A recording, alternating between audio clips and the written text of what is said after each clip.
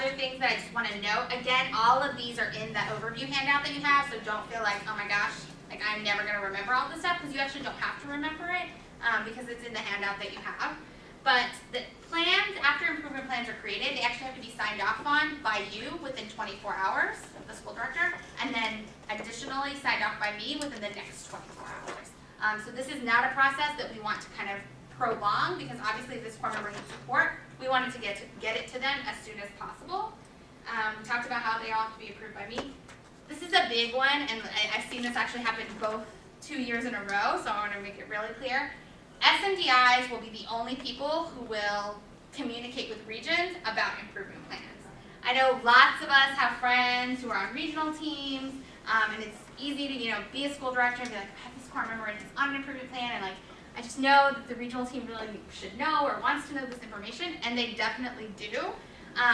But it's for liability reasons and all, just like seamless communication.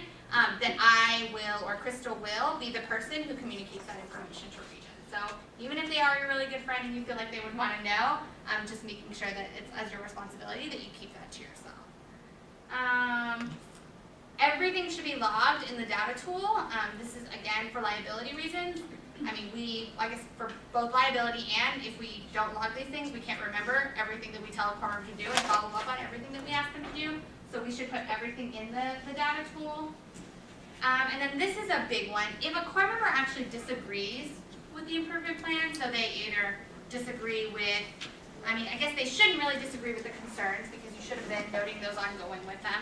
But if they disagree with the goals that you set or the actions that are leading up to those goals, they have 24 hours to appeal the improvement plan, which means that they have 24 hours to come to you, the CMA or CMA, and you, the school director. If they actually don't agree, these are maybe some suggestions that I have for how this plan can better meet my needs, and you all get to kind of work at that together.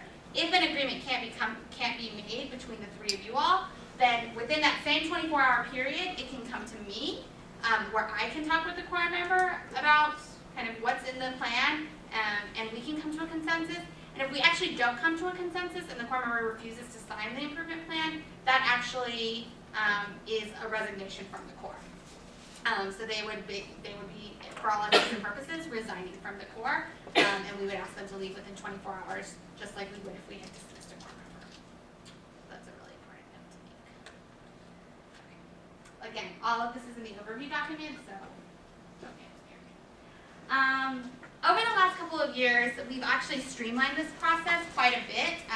So if you were at Institute like maybe 3 or 4 years ago, you remember CMAs used to just type like, not random, but like, it wasn't a very standard kind of thing that you would fill out, and it was very cumbersome and time consuming because it wasn't so standard. But in the last couple of years, we've made it a lot more standard. These are the professionalism categories for which core members concerns can be noted about core members. So just take a second to look